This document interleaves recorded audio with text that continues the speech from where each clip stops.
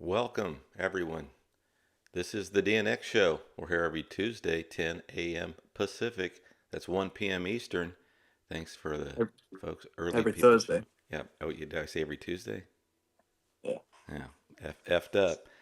Okay, because we're streaming also on YouTube. We do this every Thursday on X. Thanks, Josh. There's two of us that host the show. My name's Todd Ryan. My co-host is Josh Reason. And Josh, I'm such a pro. I already messed up and said Tuesday, but it's every Thursday. But I'm like at 10 o'clock. I act like we're broadcasting live across the country. So I'm like, oh shit, we got to get rolling because of the advertisers over in Newark. Fuck it. I like that I like that it's casual here. So much going on, Josh, and I say casual. Try to keep it 90 minutes, and we always go 2 hours. So really, from 10 a.m. Pacific to noon my time, 1 to 3 on the East Coast. If you do want to check out anything that we're going to cover, I put together all these topics, but we get to them. Sometimes we do, sometimes we don't. But you can check out our show outline at DNX.show. Today I put possible special guest. As Sten said he may show. There's Sten down there. I'm going to go ahead and invite him up. I really look forward to this. I didn't. Let me go ahead and invite Sten up. Um, but there's so much going on. I mean, always, I was like trying to check out X this morning to see. And I mean, timely, I guess. I see a post by Braden, somebody named Nametra. I don't know who it is, but they're a experienced investor. And what I mean by that is they go back, or they've been doing it for 26 years. And I'm going to read something in just a second. But first, I'll say first hi to Josh, my co-host. Hey, Josh, what's up? How's everything going today? What's up, man? All good, all good. Just catching up on some good old domain accounting and whatnot. So, time flies by when you're doing that tedious task. Other than that, I'm all good. Yeah, we're going to talk about that a little bit with you and Sten about maintaining the portfolios too, because we touched on it last week, and we're not going to get too deep in it. But Josh, I wanted to ask you about that unlocking and locking and stuff like that. I Mm. invited Sten. We'll see. We'll just let him take it easy coming up here. He's at 7 p.m. right now, so he's hopefully still got a coffee. But Josh, tell me about that last week. You posted something about, hey, it's time to do a little upgrade. Basically, you unlock your name, you lock them, unlock back and forth because it provides some activity on the portfolio. How does that work? Yeah, it's like a little known, I guess, secret with um especially like larger portfolios are able to recognize that it basically means that changes to the whois can trigger activity from buyers. Just because there are a lot of buyers out there that use some sort of domain monitoring service, that if they see there's a an update to the whois, it can trigger them to take action. So most people with larger portfolios will say, like, if they update something relative to the domain, uh, it often leads to an increase in sales. You probably won't recognize much if you're not a very large portfolio holder, um, but yeah, it's a little theory. Well, let me welcome Sten for joining us. We really appreciate it. Hey, Sten, how's everything going where you're at? Hi, guys. It's a wonderful evening here in Sweden, Gothenburg.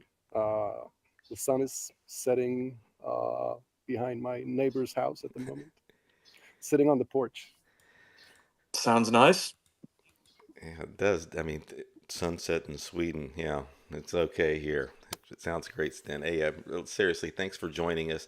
And Sure. yeah, I just realized when I was putting this together, well, yeah, I forgot out the I after your double L's when I was, on the Domain Name Law Show. Can't even spell my guest name right. So Sten Lillieström, if anybody doesn't know, domain investor. I've known of Sten for, several years, but had a chance to speak with him just like you, Josh, at the ICA meetup. Now, Sten, I did tell Josh on our last week's show. I said, you had spoken to a lot of people at ICA, and you said Josh was one of the favorites. That you really enjoyed speaking with him. And I thought, what about what about the rest of us? Yeah, But yeah, hey, yeah. so you guys have a lot in common. But tell us a little bit about what you remember the conversation with Josh, and Josh, you did the same because we'd like to eavesdrop.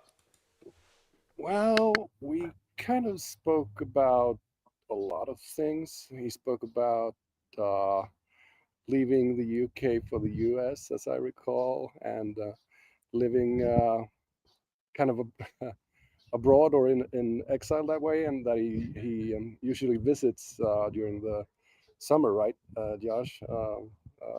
Your old Yeah. home country, yeah. Yep, yep, yep, yep, yep. I'm actually in a few weeks. I'll be going back to the UK for the summer, so something Right. that I look forward to. Yeah, we talked a lot about we talked a lot about more personal stuff. I think so, yeah. I would say like 20% of the conversation was domain related, and Yeah. and in that we basically just discussed. I think we basically just discussed like our different styles to domain investing. Hmm. Yeah, I think so. Kind of the perspective or something of that sort. Uh, so Yeah. I could probably be described as some kind of brandable fundamentalist.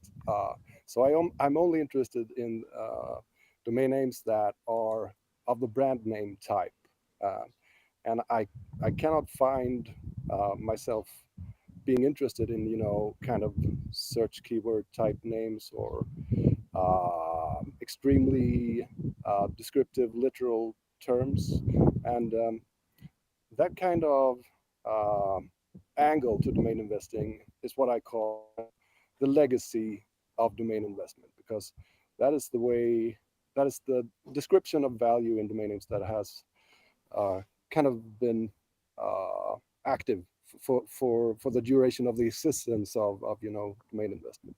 So I tried to have at least a different approach, and I interest myself in the way that names are constructed and the way that names work, not really cars.com for cars or whatever. It's not interesting to me. Well, listen, you said a lot when we were on the law show about when I was asking you percentage of portfolio, and you said, Todd, that they're 100% brandable names. And I know Yeah. that's a loose, when I say the definition of brandables, um, um, Darpin on X today was trying to explain. There was somebody, and I was just mentioning it, and we're going to just dive in and talk about really wherever the conversation flows today. But there was a person named Tra. I don't even know if that's how you pronounce their website, NAMETRA.com. The interesting thing, they said Right. they've been doing it 26 years, right? So they're not someone new who, hey, I've been doing this the last 3 years. I'm not selling anything.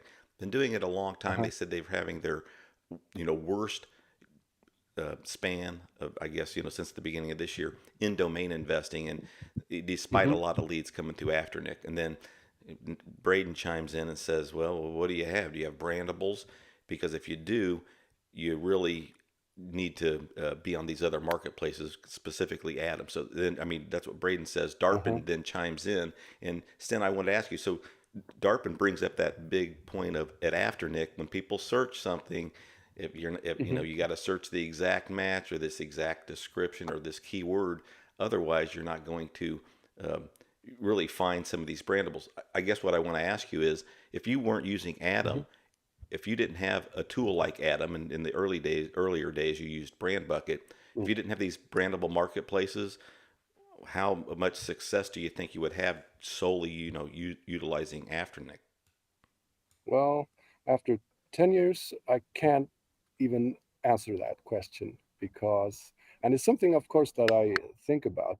I think that these brandable marketplaces, of course, can, you know, increase sell through if they have a good flow of potential buyers.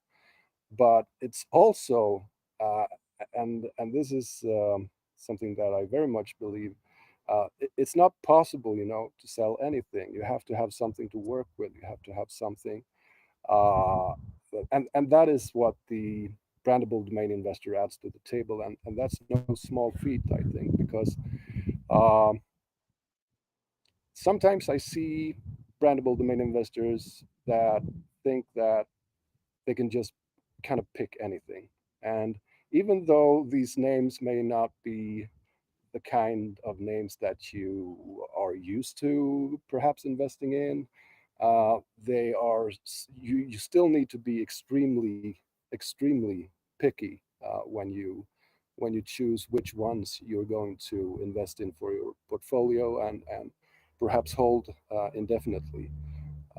And yeah, I've seen kind of good portfolios and good people go bankrupt because they believe in the idea that it's the marketplace that sells the names, and that's only partly true. Um, and I think that I pondered the possibility to uh, kind of not use the brandable marketplaces as much, and especially now after almost 10 years, some of my names are uh, older now, and some of them have, amassed uh, some kind of interest during that time. And of course, I wouldn't sell those names today that I would have sold for 2 or 3K 10 years ago for less than what they are worth. To the current potential buyer. So that is a plus for with having been doing this for a while. But it's also difficult, to monitor and know which ones are going to pop or have popped like that. And Adam used to have some kind of monitoring service, but I'm not getting those emails anymore. Perhaps they stopped that experiment. I'm not sure. But I think there are great opportunities when you have, well, say 10K plus portfolio to of the brandable kind, of the viable brandable kind, to monitor these assets and see which ones are going to pop. Because um, the sales of those items may very well, I think, at least equal the sales that come from kind of the bread and butter sweet spot sales. Josh, I wanted to ask Josh. Okay, so Sten says 100% of his portfolio, and I look at it. I look at his portfolio on Adam, and I see it is. I mean, if that's all the names, great brandables. We're going to talk about how you make up some of the words, Sten. But Josh, what would you say is your percentage of brandable names versus these descriptive names? Um, well, um, what would you consider a domain like bloomventures.com or Bloom or like odysseyfinance.com? Would you consider those brandable or I, descriptive?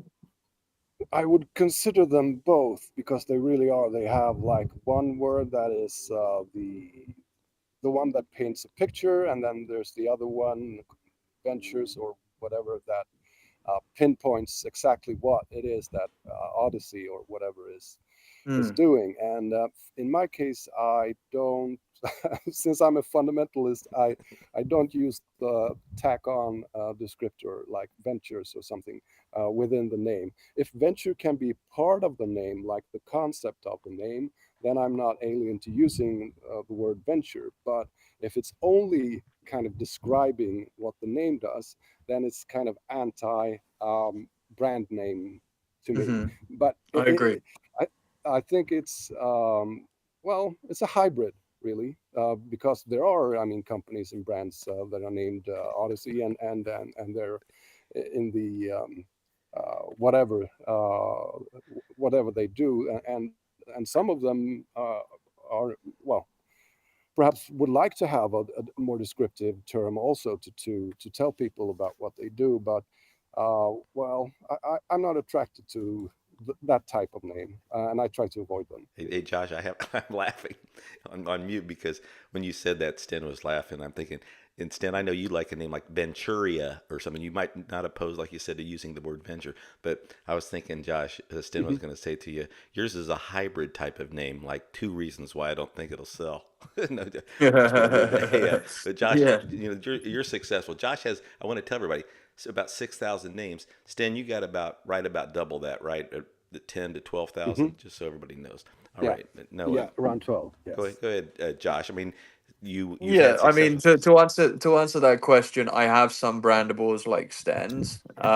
I have about I have like I don't know. I think I have like 800 names on Atom. Hmm. Most of them are like brandable type names, like Sten has. Yeah. But they were names that I acquired um earlier in my domain career. Hmm.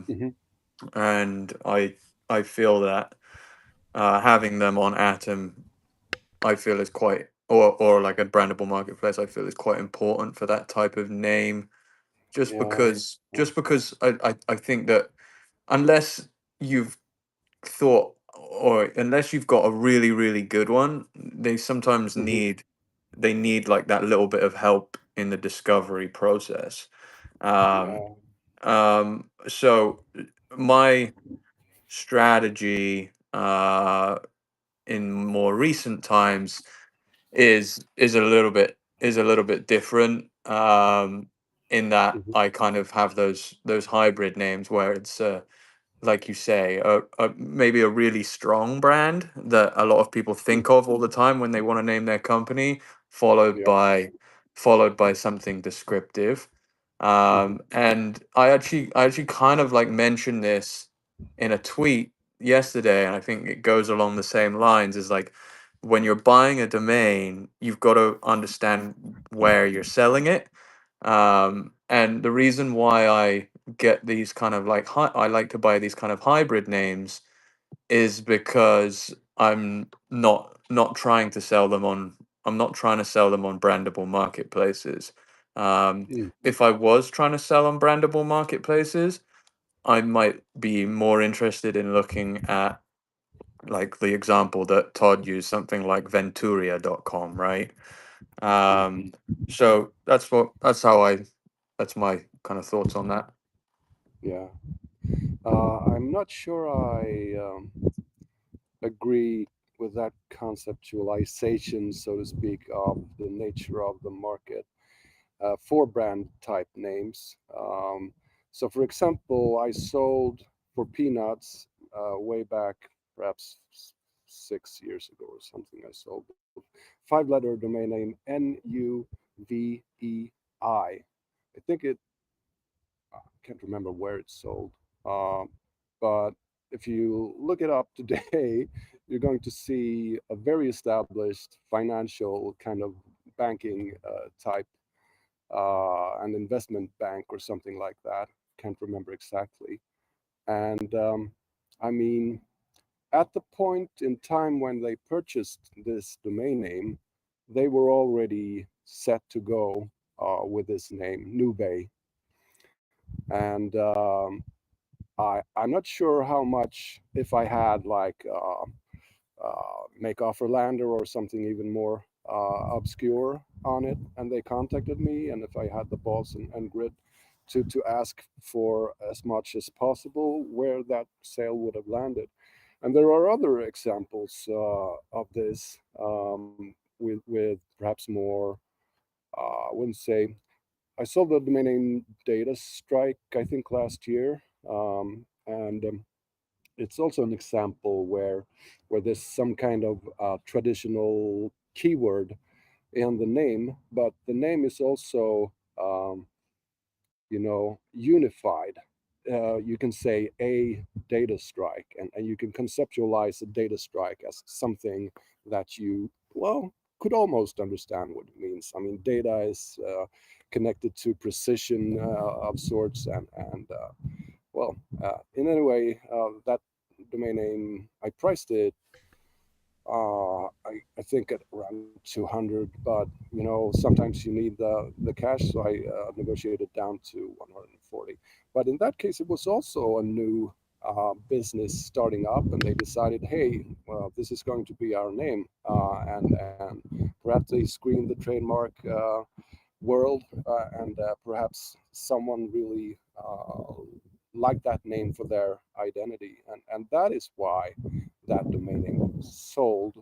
And I think it would have sold, even if it's a brandable name, I think it would have sold anywhere, Yeah, I because mean, let me just say that brand, yeah, I would consider those like very like strong, like very strong brandables. yeah, That yeah, that I agree don't need it, definitely don't need a marketplace to sell. So I just want to make that point. Like yeah. I'll buy those type of names too. Like just the other day I bought ventureland.com, and it's like Hmm. that's a brandable, but I would consider that like a strong brandable, a kind of a brandable where it doesn't need a brandable marketplace. But there are certainly Where's others. the difference between strong and weak? Where would you I would delineate a two? I would say that Nuve is a 5 letter brandable. Those are difficult to acquire now because brands have They do sell for historically, peanuts still. yeah, but brands historically have wanted short pronounceable Sure, sure. names like that. So I think that that one has a pretty strong uh bull case for why it sold.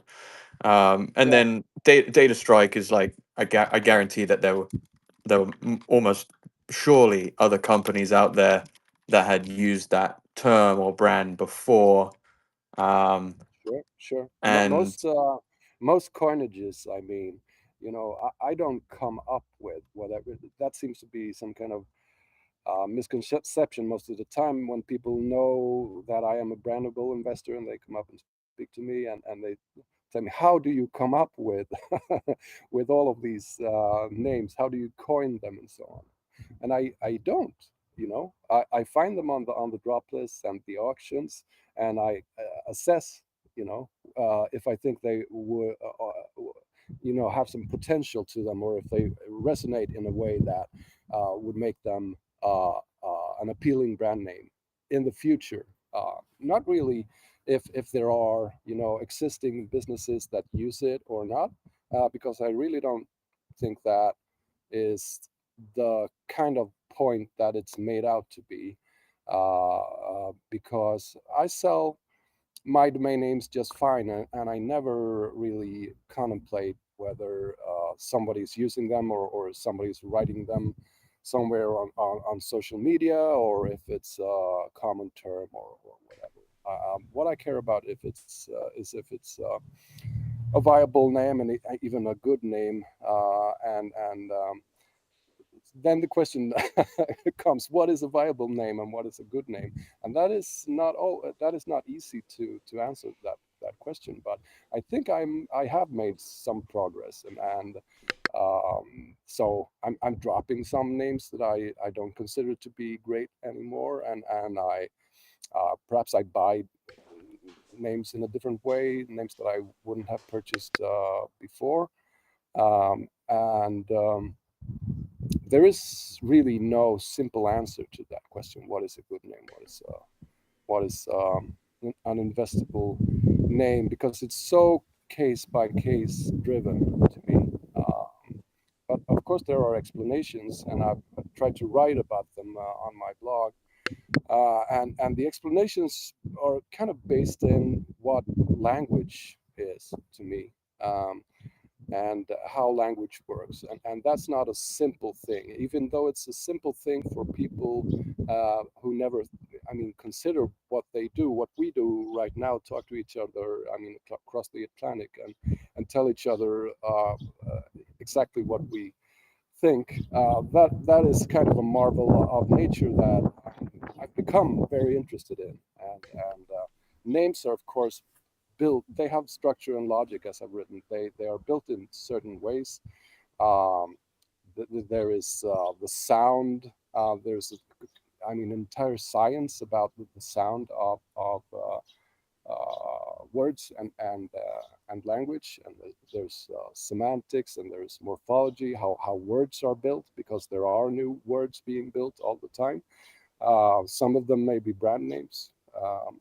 So it's a very interesting sphere for me to be looking at, and I try to kind of learn more about what I already do, and that is cool, I think. Listen, I have so many questions for both of you. Josh, you and Sten both, you mentioned last week and Sten mentioned just now, dropping names. And we're all thinking, I'm Yep. thinking, yeah, okay, let me take out your trash. What do you got in there? I mean, even you throw away stuff you don't know. Like you said, what's good? Well, I'll decide. I'll be the decider. What's good? But so I know Josh has a checklist of things that he does before he buys names. But before dropping names, Sten, tell us what you do. I mean, how do you decide what drops? And then Josh, tell us what what, how you decide. I'm just done with this one because no interest. You've never received any interest, or give us a little reason first, Sten. How do you select what names to let go? I don't do any kind of, well, sometimes I do, if it's a name that I'm on the fence about, dropping. Then I kind of, well, I do a Google search and see if anything pops up that didn't pop up perhaps the last time I did it, and sometimes I may reconsider in those cases. But basically, it's just, hey, this wasn't all that great that I thought it was at that point in time when I decided to get it. So that's just basically the idea for me. Not much more, really.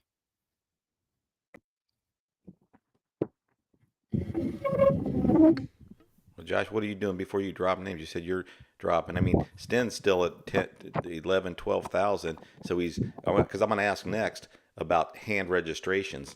How you guys dip into that? Because I know you do some hand registrations. But Josh, what do you, how do you decide what to drop out of your stuff? The sounds Um, here. so I'm just actually, I've been going over this just this morning. I dropped 213 domains last year, and the total cost of those was $4,636.97.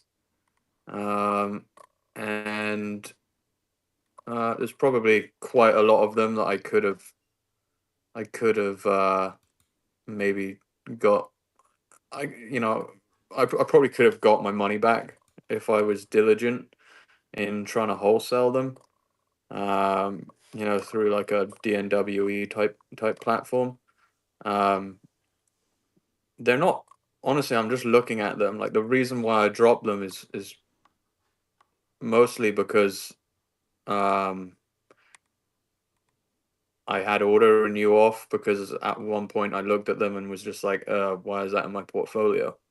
There's really, there probably should be a more data-driven approach. And, I'm looking at a lot of these names like right now, and um, there are some alternative TLDs in there. Um, but like there are some decent names in there as well, like joint.vc. Joint.vc. I dropped that. I dropped a bunch of .so names, amazing.so, positive.so. Those cost me about $60 a pop.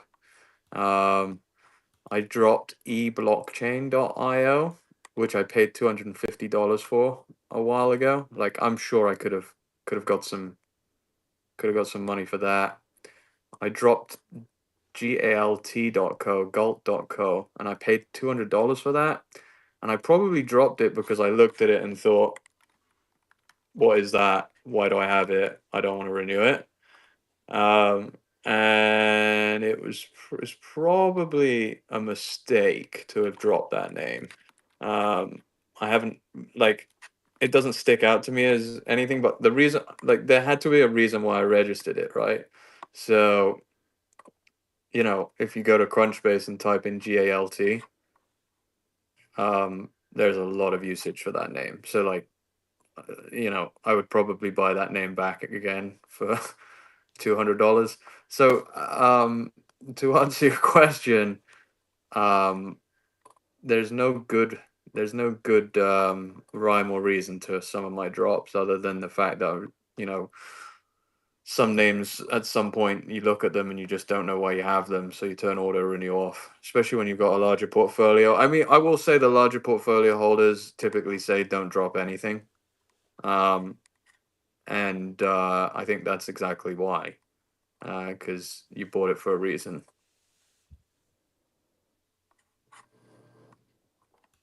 Yes, Sten, did you have a comment on that? I have some more questions, but do you have a comment? No. Let me see. Ba-ba-bum. Do you hear me? Yes. Yeah, I didn't hear. Perhaps the connection is Well, you already mentioned bad here, but I heard what Josh said about drops, and well, my perspective is similar. I mean,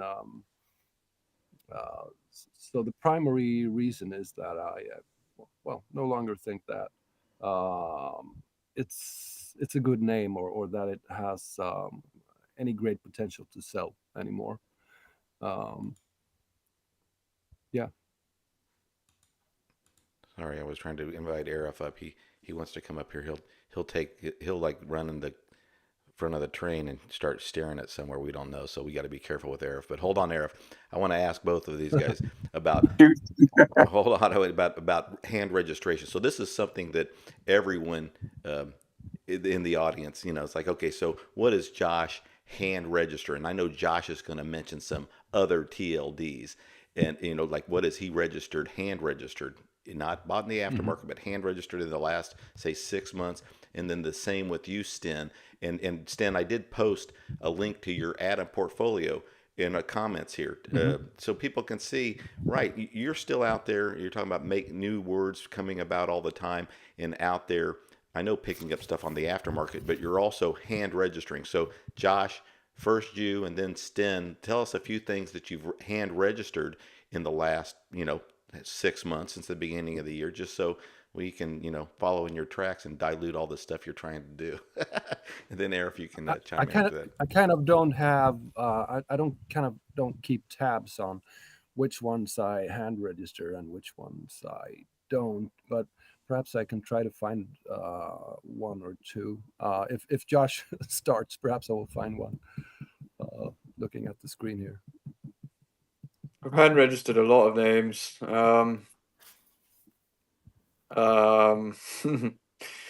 So I hand registered new TLDs, or not new TLDs, but alternative TLDs. Is there any interest in talking about that, or are we specifically really talking about .com? Yeah, no, Josh, that's why I was gonna, follow up with Sten. And Sten, while you're looking at your stuff, if it's hand registers or you bought it for less than $20, $50, sure, bring those up. We just trying to get an idea, or at least I am, of what you think is worthy, because I know you are really picky, but still you're adding to your portfolio a lot. So we want to know you're picky. Yeah. So Josh, and then we'll ask Sten about other extensions, because he's just all .com when I look at his portfolio. But Josh, yeah, what other TLDs are you willing to, you dip your toe in the water, and what are you registering? Yeah. So obviously I mentioned that I'd registered some .sos. I didn't have much success with them, but I think that there is opportunity maybe to register some of the higher end .sos. I know other people that have had some success. I do have quite a few .ggs that are all hand registered. I registered a bunch of those fairly recently. I'm trying to with .gg. I'm trying to be a little bit more focused on, as opposed to just strong SLDs, more about like SLDs that would appeal to the gaming world. So like some recent ones would be like bigwin.gg, and like realworld.gg, energize.gg, like, and then even like some two-word stuff like cryptoexchange.gg, just because like .gg is also, it's also quite big in the crypto space. So I'm still interested in .gg. I've been dabbling in .gg for a while. Cloud9.gg, and like early on, I would I would have hedged more on the side of like really strong SLDs that maybe make sense in like other, in most extensions, but are not like targeted to .gg. So like, for example, something like display.gg, um, or like resilience.gg or something like that. Like those names are like, obviously they're good SLDs, but they don't like scream, oh, that this is a gaming type of brand.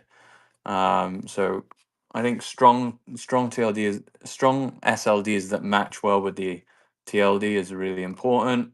That same sort of principle goes with .vc. So like I've definitely registered .vcs as well,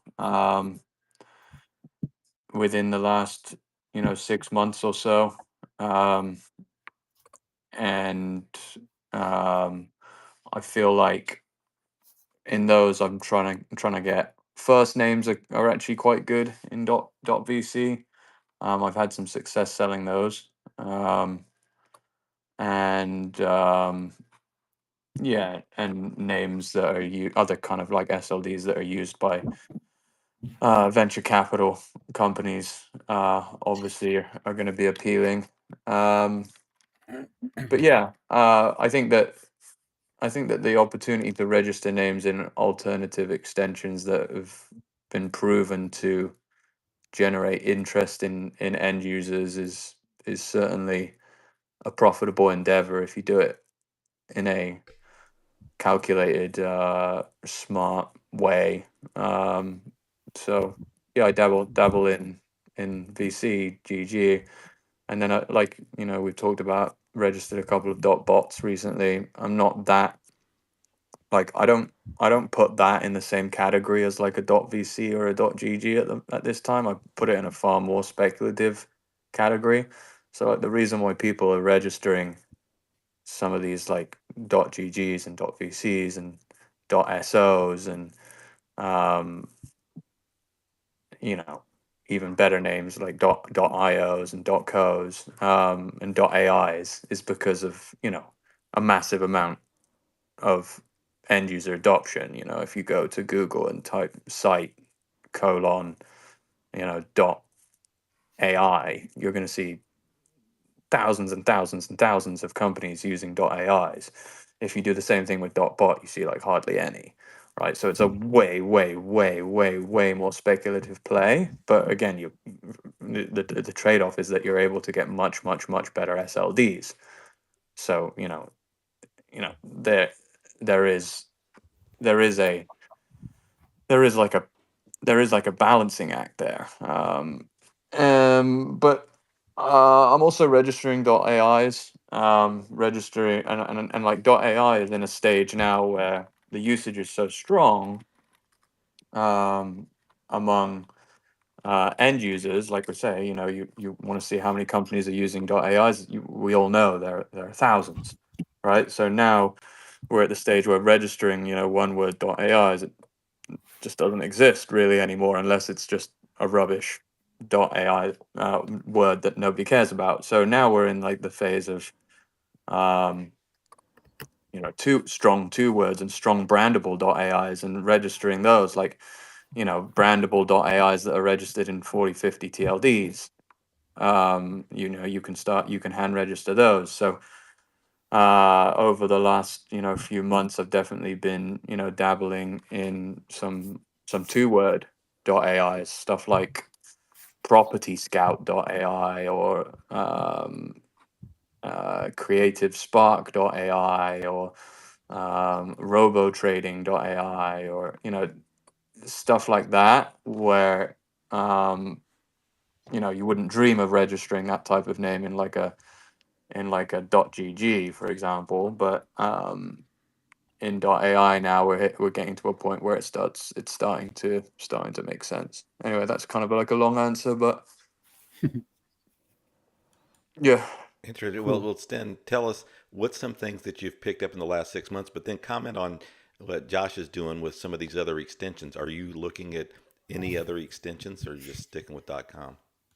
I'm not, and I think that's an effect of the difference in perspective on names that we have. That uh, kind of the hybrid, that the reason that I'm not doing those is that sometimes I think that it's a kind of a close call between the new extension version with the dot between and the .com variety. So I try to kind of concentrate on names that are only names and don't have the kind of the tack on keyword descriptor or whatever. But I definitely understand, I mean, the lure about applying the knowledge that you uh, kind of have absorbed during the way with .com into new opportunities with CCTLDs. It's just that for my kind of strategy, it doesn't make sense really. Um, but I took up the account receipts to see which ones, because it's not really easy always for me to see uh, which ones were hand registrations. So I have to look at how much I paid for them, uh, and the end pricing for me, it doesn't really matter if it's hand registered or if I purchase it for 200-300 or 400 or something. It's going to be the same reasoning applied to the pricing. But let me pick up one here from a couple of days ago. So I paid 11.17 dollars for it. It must have been a hand registration then.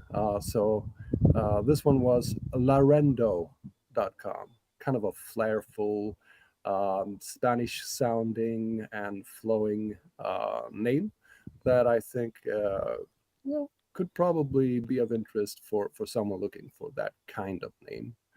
Um, and of course, there's no obvious um, agreed upon meaning for this name, but that is the kind of the basic nature of actual names, that they don't really tell you what they do and what you're supposed to find on the domain. They're not obvious this way. They're kind of ambiguous most of the time, brand Sten, names. hold on. I like Um, it. Is it a 7 letter LARENDO? yes, 7 letters, Geez, and that's a 3 syllables. yeah. No, I mean I can understand. I think all of us as domainers would know why we would like that. And the reason I asked about anyway about hand reg, because then we feel like all of us feel like, yeah, I could have got that too. Some people don't even mess with an aftermarket, even if you can get it for $5 or $1, or if it's not, available hand registration. A lot of people are, some people, that's all, I'm going to say me included. Lorendo, yeah, if I was thinking clearly and saw that available to hand register, I would pick that up too. It makes a lot of sense, and Yeah, yeah. it's a perspective, and I think most people wouldn't see it that way. In fact, I know that they wouldn't, but I'm doing kind of okay. So another one is, and this is more a combination of actual words. So it's tellstack.com. So stack is kind of a brandable staple keyword of sorts, which means well, the tech configuration of your business, which is well, a viable industry niche, and tell is a short word, and it's meaningful, and it's also meaningful in combination. A stack that is used for communication or whatever, and for a buyer that wants something distinctive, which I would argue most buyers in the brand name sphere do, and those are the guys that in my opinion, have the money, uh, that is going to be, I think, a viable option. So I'm not going to drop that just yet. Um, Let me look at another one. So Okay, as you mentioned I that, had I a wanted to say few. how rude I am, Sten. You pick it up, and I think Telstack, of course, Sten knows what he's doing. Guy like Arif, he'll pick it up, and I go, Arif, that sucks. No, no. The truth is, it's because I'm just I mean. wouldn't buy that But domain. I yeah, wouldn't have bought that domain. but Arif, chime in. I know you want to make a comment while Sten's looking at some stuff, but I'm enjoying listening to you guys. I was going to comment on or ask a couple of questions about the dropping stuff. So hand Mhm. registers I don't do too much. I do like maybe once a year. I have my list of stuff that I kind of keep to the side, and I'll do a little small batch, but I don't do too many. But I'll let you guys continue because this is good stuff, and we come back to the drop stuff later on if you want. Sure, I'll sure, just sure. I'll add something to why I dropped some of those names that I was just reminded of. One of the reasons why I dropped a lot of the names that I dropped was because I felt like I could register or replace them with better names at the same price as or less than the renewal. So that's I think that that's a good reason to drop names if you're gonna have a reason. Yeah, I completely disagree. That's why I that's why I register them and price them the way I do, because names I don't think are very rarely, easily replaceable. So another one hand registration I got is volterize.com. I registered that uh, 15 days ago or something. Volterize, and of course it's probably would have something to do with energy, or could be in a figurative way, like it could be sports, or it could be energy drinks, or it's volt and electricity is a um, very used and very common way to conceptualize, movement or energy or electricity. People know what it is, and that's why it can be used to create a name. So it would mean to me, kind of uh, to make something energetic, and that is, I think, a valuable concept. Perhaps people don't think that the name is valuable, but if it can capture a valuable concept, that is what I go with. And I really don't think that there would be a great many options that would do the exact same thing. I think that is kind of a misconception about brandables, that they can all kind of be replaced. People pick brandable names and use brandable names. Most moneyed businesses do, and they pick them for a reason. It's And the reason is that they do their job. They are unique, and makes the user of them stand out in a way. But it's not the case that all of them are meaningless or strange combinations that could be easily replaced, because otherwise I wouldn't be selling them, I think. yeah, but Sten, okay, so Volterize, I got it. No, and I mean, I appreciate the explanation for everyone. I get how you come up with it. It seems to me like with a name like that, though, you really rely on the marketplace like Adam to when someone says, "Hey, I'm looking for, I don't know, the different popular search crap over there." Yeah, But basically, you I'm really not are so relying on, sure about. yeah. Yeah, I'm not so sure about that idea either. And I'm actually, testing that a bit, even if it can be costly. So I have recently delisted about 1/3 of my portfolio from Atom. And they still, I mean, come through and sell names, but I needed to kind of have some kind of certainty about the merit of, perhaps 30% commission versus perhaps 15 or perhaps none. So I randomly selected a third of the portfolio and listed it on Afternic with both Lander and the network listing. And I also deactivated the boost thing, which I actually tried for 6 months. And when I did those two things, when I deactivated the boost, my sales went were boosted. It's terrible. Uh, so I got more sales after activating the boost feature than when I had it activated. So I lost some money there, but it was worth a try, I think. But also, I don't think that the sell-through rate on the 1/3 that I delisted always. I'm not sure. It's kind of a standoff at this point. So I'll keep doing the experiment, but people find brandable names when they are not listed on brandable marketplaces, and they buy them. So that they wouldn't do that, I think, is a myth. So far, 6 months into this experiment. Yeah. Well, What I do what I do think is that brandable marketplaces can, in some cases, if they try hard enough, if they build a good enough product, if they get traffic enough, then they can boost the sales of brandable names. But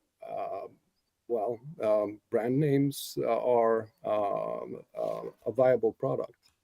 well, you're doing it firsthand, so it's hard to argue, especially thanks for the data of saying, hey, you took 1/3, so let's figure 3 grand, 3,000 names, and Mm-hmm. then not because we were talking last week, Sten, that sometimes it's dangerous to be so creative. Now, if you're like a surgeon, you're figuring out, geez, so Voltarize people, because we want to come up with a name like, hey, this is a great, you do it. This is actually Again, meaningful. I have to protest because I Okay. don't think that I really come up with them, because these are names that have been curated by a guy that I have in India, who's this tech engineer, AI type person, which I am not, and he has managed to kind of find a way that to curate lists. I mean, it's brevity. It's kind of based on what I have picked and sold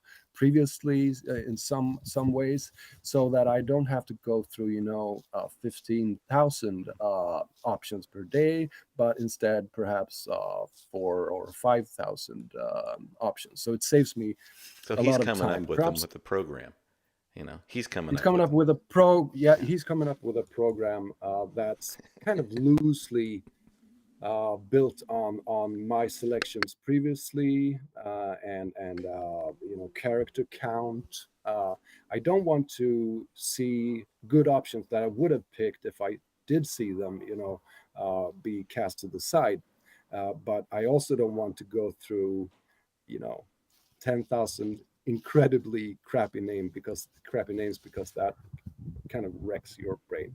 Well, in my defense, you came up with the original ones, and then he worked a program around what you came up with. So, in a Yeah, sense, indirectly, it's a very loose that's me, selection. I mean, loosey so, goosey. so Well, Sten Vahid, I couldn't get him up. I don't know. He said he was listening. Well, he's got 8,000 names now at the premium over Mhm. at Adam, and he's Okay. having some success, but not enough success. It's paying off all those renewals, but he's like, geez, what? So you mentioned that the number of names over there has increased a lot. You mentioned it a bit on the law show, that you think that's what's affecting some of the sell through rates there. But are you noticing Yeah. that the number of names over at Adam affecting sell through rates there? And then also, when you do, can you affect your own sell-through rate by increasing and reducing the price? I mean, you used to I sell about a name really a day. don't.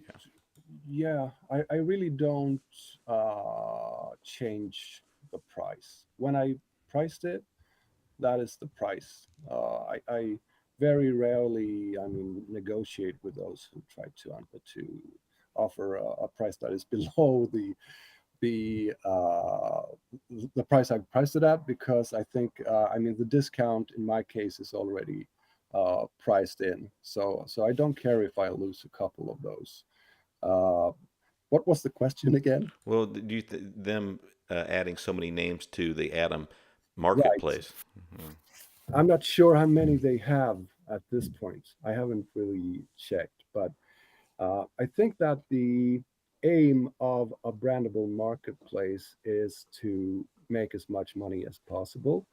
And one aspect to that is having as much as possible on offer, as long as it doesn't, you know, pinch the individual buyers' wallets to the extent that they crash. So that is, I think, the perhaps the explanation that they want to do as many sales as possible, but at the same time, this aim is not, I mean, the same aim as the individual portfolio, which is of course to sell as much of the individual portfolio as possible. So the aims are different in that way. Well, about performance, Braden says he's having the best year ever. Of course, he does big, these big high value names. Um, then we see a lot of people posting that they're not. It's not as good as previous years. How's your first 6 months of this year compared to the last year and the year before that? Well, I'm looking at a yearly growth still. Perhaps the growth, perhaps the kind of the boost that I saw during the pandemic has kind of toned off, but I'm still selling a larger volume every year. So um, on the whole, I don't think I don't see a big problem, and I do think that the problem with selling brandables is not the brandables; it's uh, the how should I put it? It's the industry. It's the standard way of selling names and the standard conceptualization of what value in names is. I think that is the problem, because buyers are definitely interested in brandable names, even if they have traction or adoption, or if they don't, and they are willing to pay sometimes big money. And I think that money is being left on the table to a very large degree in brandable names, because search doesn't work the way it should with brandables. Because when you want to find a name identity to hold on to and to work with for perhaps for the duration of the existence of your business, it's an important choice. And if you find something in my portfolio or in brandables at large, and you have a budget and you have funding, then that name is going to be valuable. And people are not finding those names uh, through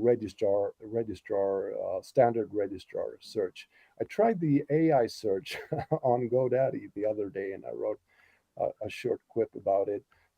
And it's basically, the same way that search has always worked. That I searched for great name for an accounting company. I think I searched for, and the options were always the discounted keyword type names like great accountings.com, or other completely brandably useless names. So this is kind of the main issue, and I think that and I hope that sometime in the future, vendors like perhaps not GoDaddy, because I don't think they might be the how should I put it, the pioneer in this.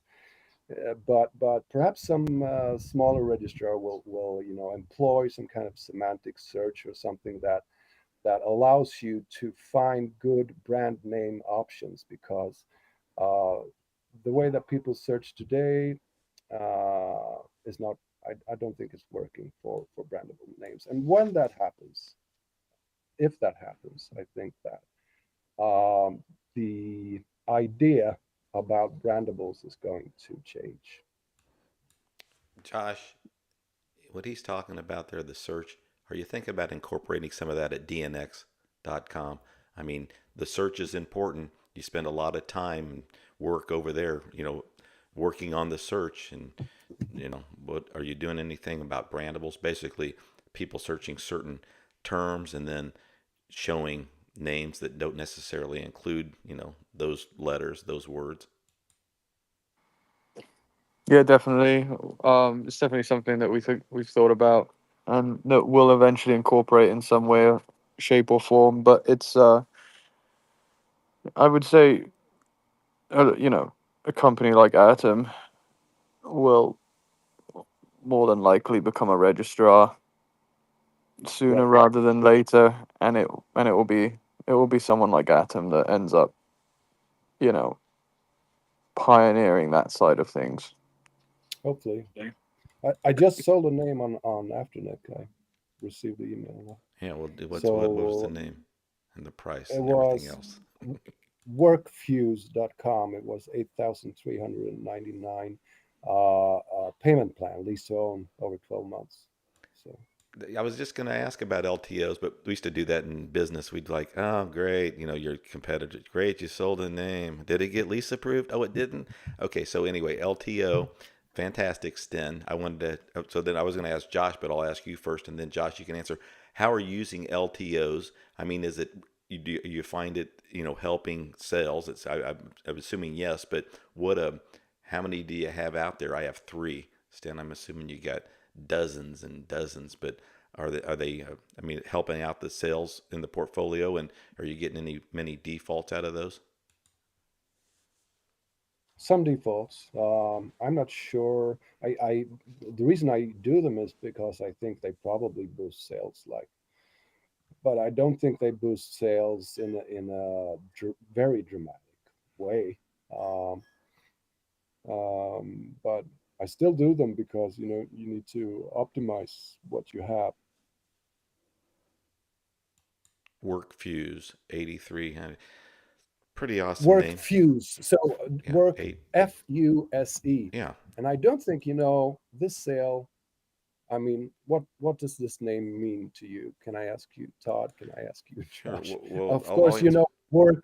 Of course, you know what work means, but fuse in the context. What do you think? It is a tough one. This is a great example of a name in your portfolio, right? You can go across a lot of different sectors. Work Fuse, I guess it could be even in employment. Finding work, or a beginning. I mean, beginning a project, something like that. I Yeah. mean, when I think about those words together, but uh, this is similar when I think to a four-letter acronym. To me, you think you may know where it's going, and it ends up somewhere completely different. But Work Fuse, I don't know, cool because it's eight two syllables, eight letters. Josh, what do you think? Yeah. I think it's a great brandable name. Yeah, it's the type of brandable name that sells well. And again, there's a lot of But data out but there it's that still. you can look at that supports why that's a good name. I mean, just look at and the two words obviously go well together. You know, you could put just about any strong, um, like, what would you consider that, like, category? Like, so like we're using work in this sense, but if it was brand fuse, that would be a great name as well. Um, and obviously the syllables play a really big part in that. But Because my idea is that someone must have selected this name as a name. That they will probably, okay. So there's a keyword in there. I confess, work. Okay, it's probably related to work in some sense, but it's also a unified name in that work fuse. It's I'm not sure how to describe it. It has a wordedness to it. It has a nameness to it, and it has a wordedness to it. it feels like there's a company called workfusion.com. It's like AI agents that help you with your work, essentially. Mm-hmm. Yeah. And the reason that I picked this name is, of course, that it has appeal to them, and they didn't, they most likely didn't search for AI agent, uh, AI work agent or something like that. They had to think about it, and they considered the option WorkFuse, and they found that this name is available for purchase, and hit the click button. I think what a lot of us would like to know from after Nick is, geez, what if this is in fact how it happened, and maybe it wasn't, but if they searched something and then work fuse came up, because a lot of us, we search terms I and don't think it came up. yeah, If someone searched for something related to work fuse wouldn't have come up. so you think this They was a already registration path? yeah. Yeah. It probably was. I mean, lease to own. I think it was registration path. Yes. I'm not sure, of course, of that, but either way, they must have had some kind of idea about the fact that WorkFuse was a valid and viable name for their business. Because they wouldn't have found it, searching and searching. They would have only found the extremely literal, obvious search term options, I think. Uh, the stuff that GoDaddy wants to upsell on, the cheap options that they could sell hosting for. When it comes to buy it now, I want to ask Josh, what percentage of your portfolio, you have some high value names in there, what percentage do you have buy it now priced and then STEN to you? I'm 100%. Yeah. I think, well, perhaps around 1% unpriced. Yeah. Most Well, of them I price. well, let me follow up with Josh. Landing pages. Okay, what percentage do you have your own landing pages? That you use. Any, and then STEN. What about you? My own portfolio is currently 0 on my own landing pages. They're all using Afternic or Atom, and a shared portfolio that I have is we've got custom landing pages. So I guess my personal preference from my portfolio is I don't want to deal with any of it. But I'm not opposed to having your own landing pages and dealing with the leads and transactions yourself. Right. I'm also kind of pragmatic in that. So I have Afternic and I have Atom and pretty much nothing else. Um, but if I had the time and the motivation to build some kind of more internal system, I might. But I don't feel the need at the moment right now. Yeah, I asked because I sort of thought I knew the answer, but I know people like to hear it because we hear from some folks who say, and they're not wrong. Don't put a buy it now on everything, and then some are like, they want to have their own landers for a certain portion of their portfolio. But I like to hear from You guys just so from the horse's mouth. Yeah, you do put buy it nows on everything, which I think makes sense. And I think, of course, I don't have names that I've priced at very few at 6 figure or if that, let alone 7 figure. And I think I would still use buy it nows for super high dollar because we're seeing high dollar names come through. What is the well? What's the average sale price that you have, Sten? Is it below 10,000? I mean, I know you got a lot that are below five, but um, what what are some of the So higher the price ones you have? average, if we, I mean, from the beginning of time, the average is currently, I think, around 3,000. I mean, after commissions and whatever, or not whatever. I mean, and not excluding the purchase price, of course, but 3,000, around 3,000 for the average sale. Yeah, I was saying, yeah. If anybody has any questions, listen, we've been going a little over an hour, and appreciate you being here, Sten. If you want to follow Sure. Sten's LinkedIn, boy, a lot of great data there. Stan, one of the articles you posted recently, just some of the sections of the article about the neuropsychology of brand names. I'm gonna bring Hmm. up quickly, but I wanted if anyone in the audience has a question for Josh or for Sten, raise your hand. Come on up. I mean, I got tons of stuff I can talk about, but I think it's fantastic that you can ask directly. And one of the things I wanted to mention, Sten, was about you get upset with domain investors. You think they make a lot of mistakes. I love putting you on the spot. Yeah, a lot I of these don't. people in I'm here, not saying they make mistakes, they but just don't know what they're doing. they're no, not that either. I think that perhaps they should sometimes lift the gaze and look at.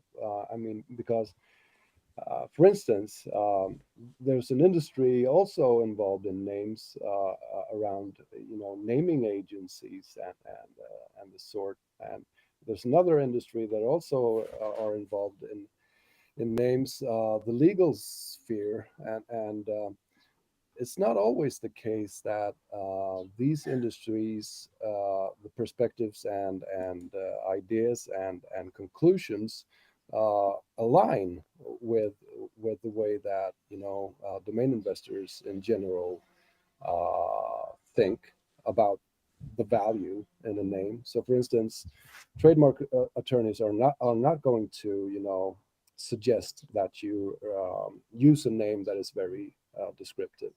On the other hand, domain investors in general, that is the kind of the main argument that the name used should be obvious what you're going to find on the domain name because that helps with search and everything. But it's not the legal it's not the view of the legal profession, and it's also not the view of the naming profession, because the naming profession, which I have great sympathies for, and I think that their input to me has been valuable. That names can speak in ways in very um, valuable and appealing ways without being literally obvious. And this is the fascination for me. That what is it that makes a name valuable in that way? So I try to uh, do my research on that. And about the post you mentioned, I shared, I think, perhaps a 10-year-old study where some research scientists were interested about how brand names affect responses in the actual human brain. So they did some kind of fMRI study about this, and they came to the conclusion that brand names are a special class of kind of words that elicit specific response in humans, and it's very interesting to me, and the conclusion was that brand names are kind of a hybrid in between personal names and common nouns. So even in the the sphere of names, brand names have a kind of a special psycholinguistic status, and of course that psycholinguistic status can be gauged and exploited by naming agencies. It can be exploited by domain investors, and it's also part of the trademark regime. So it's interesting to learn more about these things and to try to make sense of the big picture about names in general, I think. I'm going to throw it into a different direction. I look, Josh, all week long. I look at the posts you make on X, and I want to ask both of you. So, who are some of the other domainers that you look up to before I get into some Web3 stuff? Because I want to get your take on some Web3 names too. So think about that. But Josh, who do you, I'd say sort of admire, like you believe, well, that guy's a great domain investor. Who in our space? And then Sten, I'm curious who you think as well. Cool, that's a long list. I admire. I think Josh Owen is probably the best investor that I know, at least on the high end. Nickel is in here. He's someone that I admire. He's an exceptional investor. I admire Tony Names. I think what he has done since coming into the industry is remarkable. Um, and there's obviously a long list of other guys that are extremely good at what they do. Andy Booth, James Booth, um, particularly good.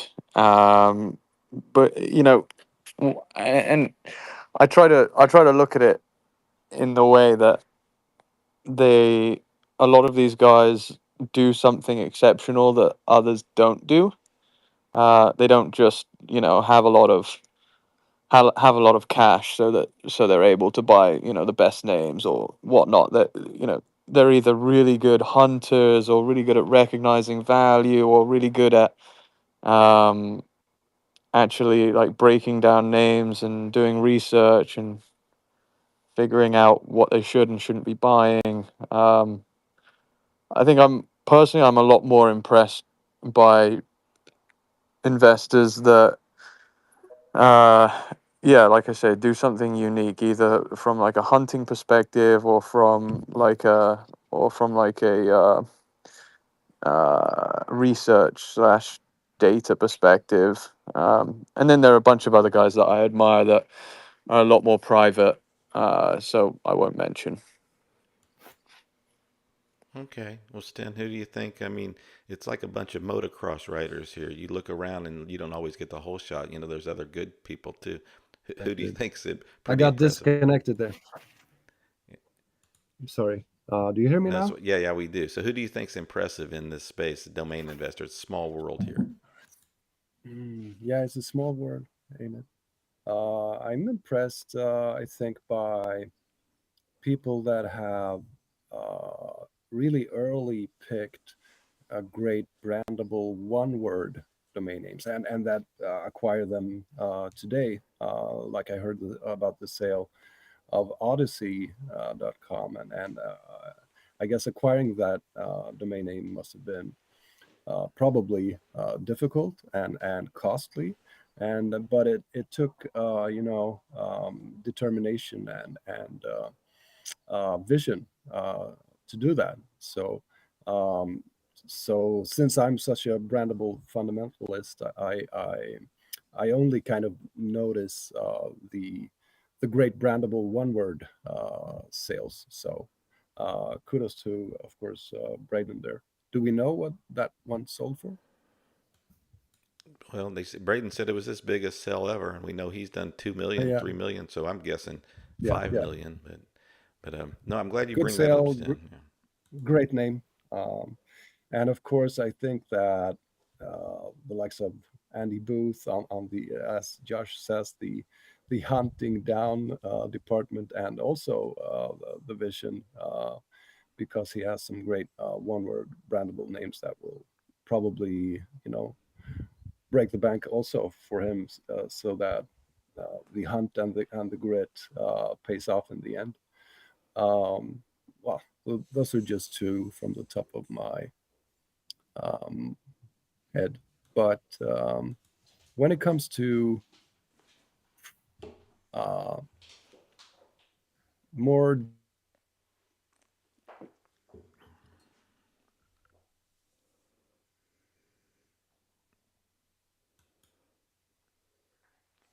I think we lost him. uh, Oh, there you go. There you are.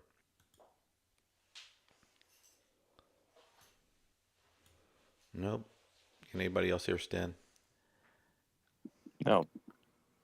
You can see him. hello, Are you back, Stan? I hope so. Okay, now we can hear you just Uh, fine. Go ahead and finish. You go ahead. Go ahead. where did you lose me? No, you just Well, said about besides the those two. Yeah, I mean, you mentioned those We two. lost you when you were saying that you admired Josh at DNX, and you were saying something about that. right. Yeah. Yeah. I mentioned all of the great investors in the domain name sphere, of course. But when it comes to the more kind of, would say, brandable names, but I'm not sure if I have many role models, and that is probably why I try to, do some research about how names and naming works on my own. There could probably be more, success stories along the lines of myself, but I think that they are probably few and far between, actually. So, Yeah. I was saying, yeah. yeah, Stan, I sort of expected an answer similar to that because not a, you sort of have made your own way, and there's people that are trying to do it, but I mean, doing some of the similar things. So I think in the future you're gonna have um, more, I say equals, some colleagues that spend more time. I want to before I go to UFO, who great domain investor, been doing it now, not long like you guys, but really spends a lot of time. And I'll let him speak for himself. But remote pay, I thought was interesting. That sold for over 100 grand the other day. That James sold it, and it reminded me of a name exactly that Sten wouldn't have. It's like it's specific remote pay. But it is a good name, and I know. But it is sort of obviously descriptive, and but anyway, it just shows that right still names from these very descriptive to the more ambiguous, as we say with the brandables, Sten. Everything still, we're still seeing some big time sales. Well, anyway, welcome to the stage, UFO. Like I said, new domain investor. What comment, question did you have for these guys? I'll just keep it on topic to not get on any try to not get on any tangents. But thanks for letting me speak. And I know that you have a lot of brandable type of names from what you were mentioning, both of you guys. And I probably have about 300 or 400 on the marketplaces between Brandbuck and Adam. My question to you is, I'm learning a lot recently about the difference is a lot of times in these shorter brandable words were like, let's say for example, like lift, they did it lift, and instead of, because they probably couldn't get lift, and it's also easier to probably trademark and brand protect because most people know is lift obviously, and they make up in the pure sense that word. So for example, I sold predictive.com on brand bucket I think last year, and I put a y at the end instead of an I sold it for about 5,500. Now when I picked that name up, obviously everybody want to have predictive with the I, but can you speak to when, if you do have some of these names where you interchange a letter, and also too, they're not all made equally just because you switch out an I for a Y or something like that? Can you guys touch on that to a little bit on kind of that thought process? Like for example, TAP, everybody loved that, but TAPP, like I sold tappwallet.com for almost 8,000 a couple years ago when I first started, and it's used by a payment company over in India now. And so it's kind of that process of when you either add a letter or swap out a letter, kind of how you guys value that, or if it's important, or the way you think about those. before Stan, I think he dropped off, but we'll definitely, you know, re-ask the question when he gets here. But Josh, go ahead. Do you invest in some of those, like you said, changing one letter or adding on an additional letter? Um, Oh man, the expert is gone, and you're gonna leave me. You're gonna leave me, and he's gonna roll over in his grave, saying like, "Why are you saying this, Josh?" And I'm saying, "I don't like them." So, but he would say something completely different. He would give a really good explanation as to why they may or may not be valuable depending on the situation. I can tell you that there are some that are better than others, like you say. I could tell you that swapping out a C for a K is definitely, from my understanding, one of the most popular ways to do it, and they get a lot of interest. C to a K brandables are just kind of the ones that interest me the most, just because they're the ones that I see that have the most usage. Um, but like you said, they're not all equal. Where the double letter is important. I think that uh, when it's at the end, it's preferred. There was a little stint in brandable domaining where people started heavily doing like double letters, especially vowels, like in the middle. And I think that is, from what I can tell, is kind of phased away. Is not as popular to do those like double vowels in the middle of a domain, but certainly, words like tap where you add two T's, I think that it's solid. But yeah, it's hard for me to really comment beyond this because I don't invest in that type of name. Yeah, I remember when I was starting, it was like 6, 7, 8 years ago. That was really hot. Like everyone was doing that, and now you don't see it so much anymore. But it still happens. Like I've sold that stuff before. I think I sold like profile or profiles with a Y instead of the I. I mean, you got to keep it very, very simple and very clean. But I think that there still interest. But I mean, it's gonna be tough to sell anywhere else other than like Atom or Brand Bucket, right? I mean, these things are it's hard for people to find them by search because there's so many different potential combinations. That's the killer of them, right? Like there's some that still sell, but for you to get the actual one that matches up, first of all, you got to get the right brand, and then the misspells. Like once you start getting misspells, any potential word has probably dozens of potential misspells that you're coming and you go, oh yeah, somebody could use that, and yeah, somebody could use it, but at the same time, the probability of somebody actually buying it is just the threshold is too low to be a viable investment, right? Your sell through rate is just going to be like so low unless you get good visibility at like Atom or Brand Bucket, right? That's the exceptions, but even then, you got to get good ones that pass through their quality control. So it's a tough game, but they sell every now and then. I just I'm with Josh. I think the trend's passed a little bit, and I think it's when you come down to the numbers game, it's a tough thing to do in volume, right? You get lucky Then every now and then. Sten would disagree with me on this, but I think that it's the easiest way to summarize this is that if you if there is no other usage out there that exists today, then you need to rely on like a brandable marketplace for someone to like think of it and find it, in my opinion. Yeah, Like for a lot of these like letter changes or double letters or whatever. But then if you look at an example like tap with two P's and you've added wallet on there, but tap in itself is a valuable brand. Like you can go and look and there are, hundreds of companies that use TAPP as their brand. So that's different because that has inherent value based on the fact that many other companies have used it in the past. It's the same with like carpool with a K or like construct with a K.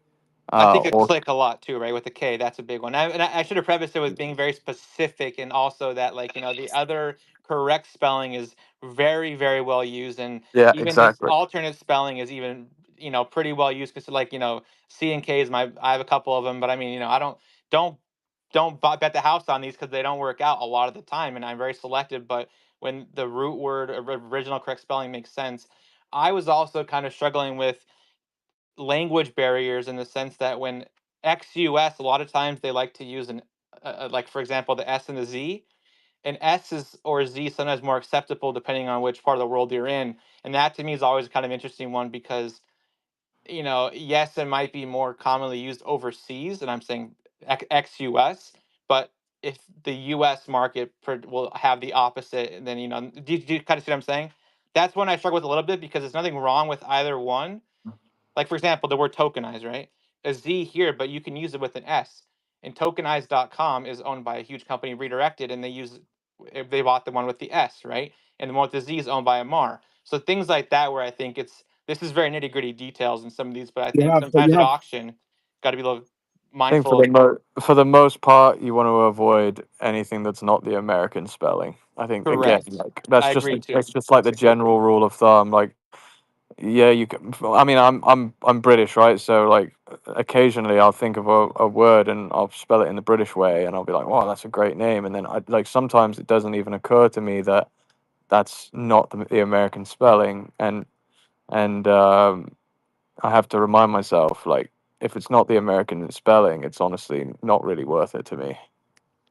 Yeah, I'm in the same boat. Like, I'm in Canada, so it's like sometimes like, oh yeah, this is a friggin' amazing domain. Then I realize, oh, it's not the same spelling in the States, right? Like, it's funny. I think I just replied to a post on X, Josh, that you did the other day. It's my favorite, right? And a favorite here and the UK is with a U, right? But in the States, it isn't. And so, you can get a lot of great domains that are, with the word favorite, except that, if you have the U, it's just the demand is just it's not what it is like the American spelling. I'll give you guys a really good example at my own expense here, and it may work out. But in the UK, we say, like, rather than caregivers, we say carers. It's probably the same in Canada. Like, people that provide care for the elderly or disabled or what have you. In the UK, we say carers. In the US, they don't really say carers. It does make sense, but they're more likely to say caregivers. Anyway, I bought carers.com, and I can't remember what I paid, maybe like 25K or something like that. And I love the name; it's a great name, and there might be this certainly could sell in the future for low six figures or what have you. But the buyer pool is like quite heavily diminished just due to the fact that in America people don't really say carers, and America is like always the target market, especially with domains. So that's a pretty good example of that as well. Yeah, I Yeah. just bought recently on a drop rigger. I picked up flatcleaners.com, and I saw one of my friends. He goes, "What the hell you buy that name for?" And I'm like, "I watch too much TV, and all those shows you call them flats, right? And they're also homes." But so I picked up that one because I thought it was kind of creative. Like, I mean, obviously home cleaners, or house cleaner or whatever. But sometimes another, like that's one where I spent whatever drop reg $10. But names like that, where sometimes I'm like, be a little creative. It might work out, might not. But I add a few of those to my portfolio when I can. When the word is definitely changed to it's used over there, only there pretty much, but we'll see how that one plays out. But there, you got to be Yeah. very careful and selective about it. And that's where context matters too, right? Like if you got like londonflats.com, that's a great domain, right? Because it makes sense because that's what they say in the UK. But if you got like Houston Flats, it's still not a horrible domain because it's real estate, right? But it's nowhere near the same, sort of demand within a specific city. So, regions matter. And that's where we have all these tools, but for me, like the primary tool that I use, especially because I go all over the place. I do a lot of names and volume. It's just Google, right? You go to Google and you see, well, are these two, you put the two words in quotes and you see, is there usage, right? Are people writing about this, those two words together, whatever? It doesn't even have to be existing companies for me, right? I mean, obviously that helps, but I mean, are these two words usually paired together, or are just as a couple of pages of results and half of them, the two words have like a period between them or a comma between them, which means it's not really used together. So all these little things add up. But I mean, yeah, you got to be careful all of them, but there's always exceptions, right? There's always these little things here and there where, like you said tap, right? Like for me, like, yeah, the 4-letter is a great brand, but I never would have dreamt of putting a second word to it, right? There's such thing in domains getting too cutesy, but look, you got a sale, right? There's always exceptions. If you look around, you see that there's some crypto company, and it's there's a lot of them that are using the word tap with two P's. Well, then yeah, get the word tap wallet. But I mean, for me, that's a super dangerous domain because it's just like there's always the rule of you want to have one off, right? You can have one little change, and that will already diminish either the price you can put for it or the sell-through rate drastically, right? But it still might be at the point where it's still investable. Nowhere near as much as the raw version of it, but still, that's what we look for when I'm looking through the list. It's like, I want to find the exceptions, the stuff I can get super, super cheap. That okay, there's a 1% sell-through rate, which doesn't sound like a lot, but for me, that's profit. So just stick to what you're doing, and if you're making sales, that's what matters. He really appreciated your comment. He left as soon as you started. He's like, "I'm out of here." No, I don't know. There were some folks having I know Vahid earlier was having problems, raising his hand and stuff. So there's nothing new on X. There's always issues. It's actually kind of funny. There was a room yesterday where we were talking about the Bill Hartzer sort of article, and I was in the room. My phone was on my desk, and boop, all of a sudden I was speaker. The same thing happened a few weeks ago in this room. I was you were starting at 1 o'clock. I was in the washroom, just getting in the shower. Next thing you know, speaker. I'm like, oh, whoops. Yeah, I mean, okay, I see a request. Let's see, it was STEN. STEN's back, man. I hope UFO's here so you could hear because that was a good question that he had, and I wanted to say, yeah, Houston Flats is probably Well, a here's true another story. one. Like we're talking about drops, right? I'm in my portfolio. I'm looking at this domain I have. Like, I love the sound of it. Clearpoint.com, right? And it's a great domain, except for the one I have. It starts with a K. I'm like, oh, it's a cool brandable, but it's now like it's too cutesy for me. Like clear with a K, fantastic, right? That's good, Or Clearpoint with a C at the start, like both words spelled normally. It's great, but Clearpoint with a K at the start, like I'm just one of the 200 domains this year I'm probably going to drop because it's too cutesy, and somebody could use it at some point, but the chances of somebody finding my domain and buying it at my price point, at like 3,000 instead of $10, it's just too low. I don't know, maybe. Hey, Sten, are you back? Yeah, can't hear you. Thought we could hear you for a second. Oh, there you go. Okay, so do you hear me? Yeah. I'm in the car now. My computer decided to completely install all of the things that I've not installed for a year or so. You're mad. Okay, so we got Sten mad. Hey, listen, thanks we're going to be around for another 15, 20 minutes here, but Sten, I hope UFO's listening because he had a good question for you, and we'll ask it, and then I want to ask you about one of my names, what you think.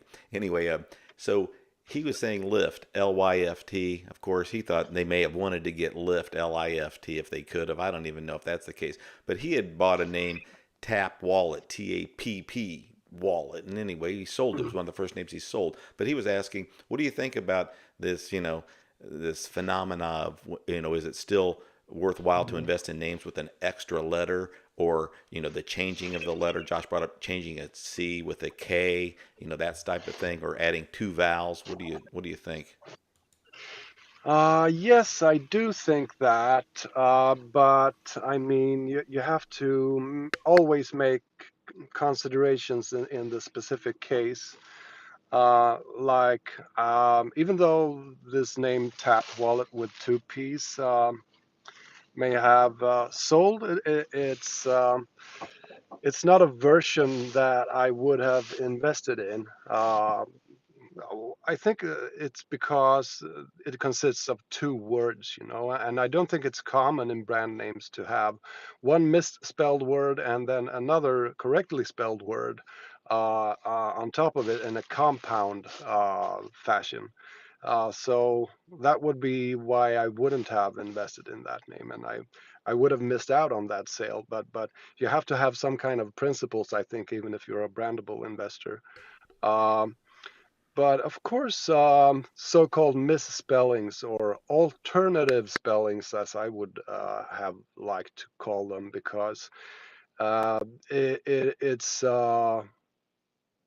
well, it's a long-going history of spelling things in a way that stands out in brand names, and it doesn't have to be the case, not always, that the so-called correct spelling is not available, so we have to go with this goofy spelling, because the goofy spelling may be the primary first choice in many cases. Trademarkability plays a role, but also, distinctiveness of the name, so that you can stand out. Well, that's my thought about that. Hey, I use the term goofy a lot. Hey, so what do you think of? I know UFO's coming back up here. What do you think? And Josh, I want to ask you too. Arif, you might as well chime in after that. Okay, Sten. It's a 5-letter CAUFY. Coffee. I spelled coffee in a cutie little way. What do you think? F. CAUFI. Yes, FY. Um, Coffee. Spelled differently. yeah, I think it's viable. I think you could sell it. Um, it wouldn't have, piqued my interest, but I would have noticed it. All right. And I think it's definitely an investable name. And that piqued your interest, huh? Okay. Hey, hey, Josh, was that pique your interest at all, or what? Maybe if I'm walking through New York and I want a coffee, yeah. Maybe Boston coffee. I thought it was like cool, like Yeah, somebody. Yeah, Boston. yeah. Yeah, Boston, I yeah, know Arif's yeah. all over it. Arif likes the stuff I do, right? Arif, you'd like, yeah, Todd, 2 thumbs up. The 5 letters are so tough. It's like the ones we talked about before, like the misspelled. Like it really depends on, there's other double letters in it. How clear is it? What's the phonetic flow? When I started like 7, 8 years ago, I got. I think I might have sold one. I don't have too many. I have maybe 20ish or something like that. So it's normal sell through. But it's just the ones that are available now are a little bit more off. Like coffee. I don't know. Like I just think like 7 years ago I've been like all over it, and now I'm like, I kind of avoid it. It's a long shot, but it could work. At Yeah, least it means coffee, which is a good word to if you yeah, want to you're right. I do wanted it. to give UFO a chance to speak, but yeah, the reason I bought it was for a brand that I was using. It was a coffee brand, and now we're no longer using it, but it was because it was a cute name for coffee, so I had a reason. Of course, it was worth. I hand reg it And many you years bought it ago. for handless, Yeah, exactly. You bought it yeah. for ten So bucks. That's the difference. Yeah. but hey, I wanted to Yeah. say, I wanted to bring up real fast. Hold on, UFO about um, Sten. Josh bought a misspelling for careers for 25K. Can you believe that guy? I didn't know he bought carriers. What We'll talk what about that. was it? What was what It's not true. was It's it? not true. What was it? A Z at the end, or what? Careers. No, he bought CARERS, carers. So do they call the caregivers carers over in Cares. Sweden? No, not really. No, I don't think so. Well, they don't speak English in Sweden, so. I don't know what it would probably nurse or something like that. You mean we've been speaking to this guy and he didn't even, this is not even his first language? All right, anyway, It's Josh, or I'm sorry, John, not Josh, UFO, what did you want to say to Sten No, when I he just wanted followed? to say sorry. I had to step down for a second. We had to call, but Stan, I wanted to just thank you for your answer because you are right. Generally speaking, depending on what the word is, but my rationale was, there's already over 100 company names with just TAPP and then something after it. So, and I got sure. it for a drop reg for $8, and I flipped it for almost $8 grand a week later. So, I mean, Yeah, again, that's just kind of my thought process on some of those. But I always make sure. sure that there's at least 20 to 30 companies with that kind of initiative of like TAPP before I would even consider it, even at a drop reg, just because compound that with tap is a powerful word, and then you can't get TAP. So, but yeah, I don't want people to think go start registering all these names that have these double letters, and there is a thought process behind it, and the fact that it sold in a couple of weeks is not not the highlight here. It's just the fact of why I bought it and it worked out, and that's kind Sure. of Yeah, it's cool. initially they found it through GoDaddy RegPath,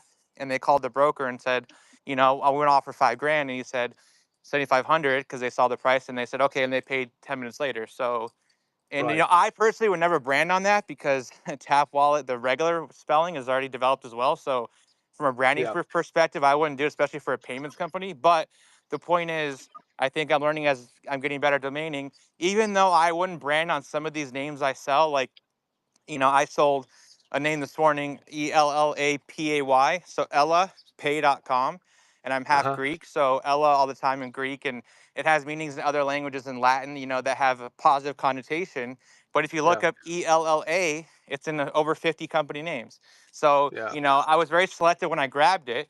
It was a drop reg. I paid $8 Yeah. and I sold it for 4,000. But those are kind of the ones where I think there's a lot of diamonds in the rough where most people just overlook them. And I would consider Hmm. that to be a brandable, but Sure. that's just my Sure. opinion. So That's Yeah. why it's really important that people listening really truly understand that, like, when we're having these discussions, we're talking averages and probabilities, and the normal sort of normal convention that works most of the time. But as you said, when you do the tap wallet thing, you did the research. This is why I love listening to Josh all the time, because he always says, you gotta do the research, right? And if you do the research and you find, oh, there's usage here, there's value in this combination of words, like, then yeah, those are the exceptions. And again, that's where you find the money as a domain investor, because other people might overlook it. But you got to Yeah. also be careful, right? You got to be really, really careful, because again, the people listening below who haven't really started domaining yet or whatever it is, it's not just any combination of words. If on Google you see a couple of good usages, that might not be enough, right? All these Yeah. things factoring together, and you got to weigh the pros and cons, and then maybe buy it or not. But it's not always quite that evident right away. Just be careful always. Yeah. Yeah. I kind of don't do that. I mean, look up any usage or whatever, because I think that when I started, I didn't care about that, and that worked out. And then I kind of followed that path, and then I became curious as to how can that be that I can select a name that no one has, uh, no one is using, and it's selling for 5,000 or 10,000 or whatever. And I think the answer is that when we are speaking here now, the sentences that we use have never been spoken before. Language and expression is a creative thing, and you can find a good way to say something even though it's not in use. And this is the reason that I really don't care about the fact that there is some kind of explicit usage or not.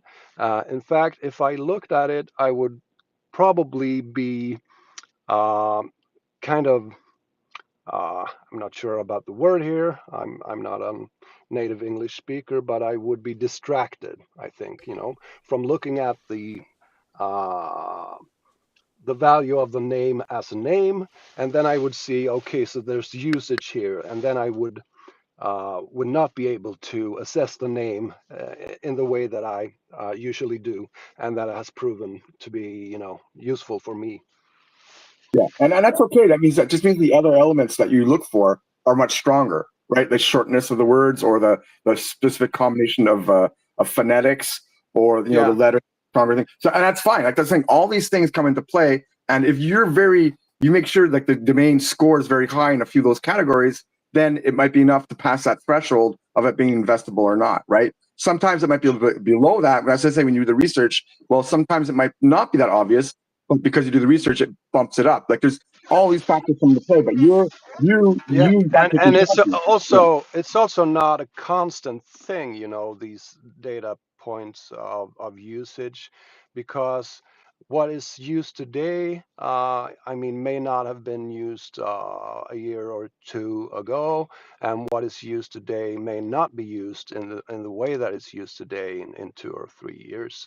But if you look at the constants of good naming, then you're going to be all right anyway, without risking it with looking at dodgy data points, because there are dodgy data points.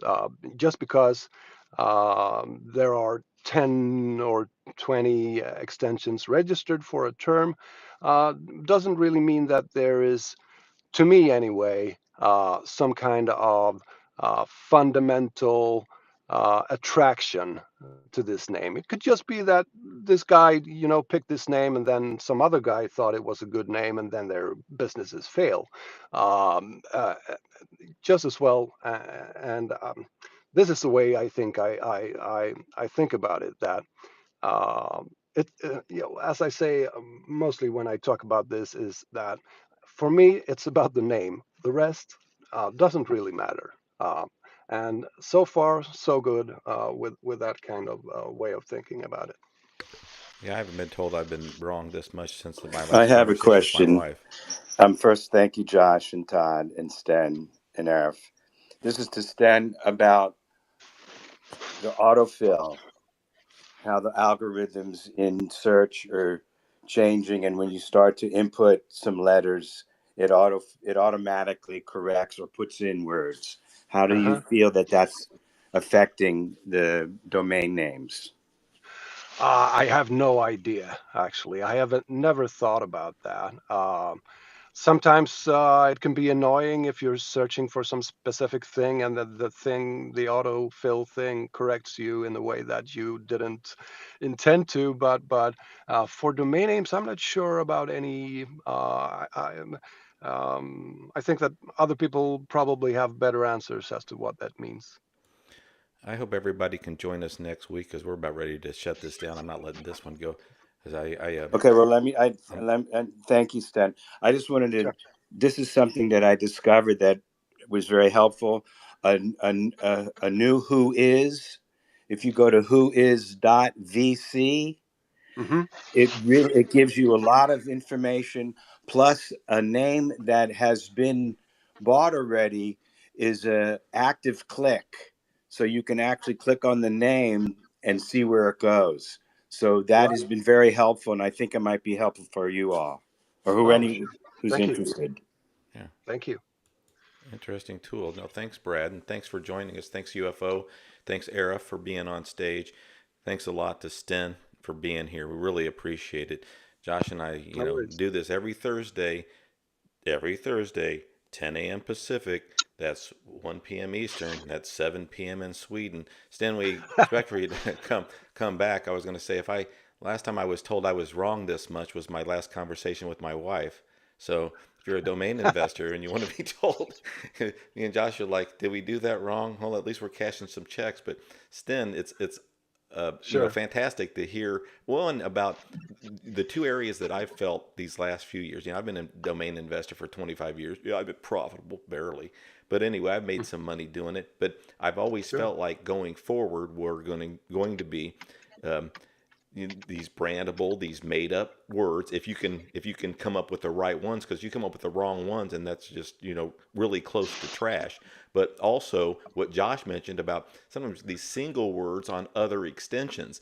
So Hmm. you two do exactly that. Well, it's like the future of, is there going to be investment potential in other extensions? Well, there absolutely is. We see it every day. And then what about Sure. still in .com? And it's like you're proving that. But I Yeah. really love that Lorendo. When I think about those are the types of names that I go through when I'm looking to hand register myself.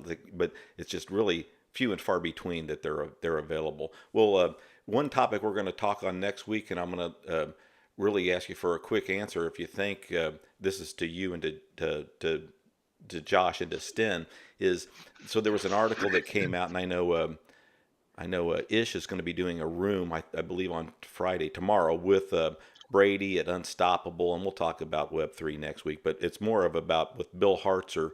He put out this article that I saw you that. saw. Yeah. So what's your Yeah. comment on that? Do you think it's something for anybody to fear, or is it old fear mongering for domainers? And do you think it's something we need to be concerned about? What's your thoughts? I think that there's reason for concern. I think that these tendencies are there under the surface, and sometimes they bubble up. And when they bubble up, they can have effects. And I think I read somewhere that Andrew Rosner said that, well, domain investors have shot themselves in the foot. And I kind of, to some degree, agree with that, because I think that domain investors should engage more with the way that they see the world and the way that they see what they are offering, really, because the general idea for someone who doesn't know anything and perhaps thinks about, protecting, I don't know what. I haven't read the article. I will, but there are probably a great deal of misconceptions that could be easily addressed if domain investors were more public and more vocal on these matters. It's certainly something to discuss. How much concern you should have? Well, I think probably more concern than people do have on it. Josh, I don't expect you to have read that. We'll read it and look at it next week. But basically, saying that they're we're domain investors are cyber squatters, and that maybe there should be some type of limit to how many domains a person can own, and then maybe limits on how much they can sell domains for. Basically, did you read anything about that article, Josh? Hear anything about it?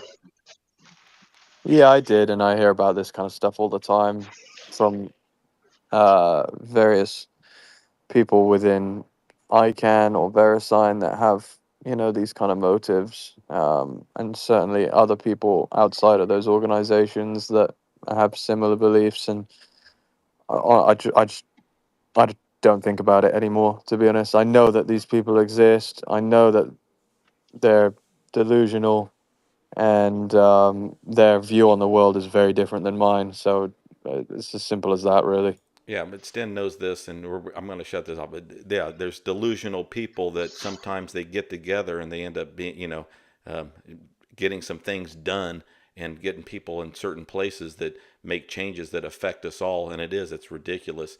I got to finish this because we got to go for today. I want to say next week I was going to maybe even invite Drew in. He'll talk a lot because he's 7 years in a row kicked some ass at escrow.com, and then also he's saying how bullish he is on the next 12 24 months in the domain space that we didn't get to talk about today. Listen, that's going to be it. Thank you, Sten, a lot. Josh, to my Sure. co-host, absolutely. If you can drop in next week, we're going to be doing this every Thursday like we do. 10 p.m. or I'm sorry, 10 a.m. Pacific, 1 p.m. Eastern. Thanks a lot, everybody, for being here. Have a great rest of your day.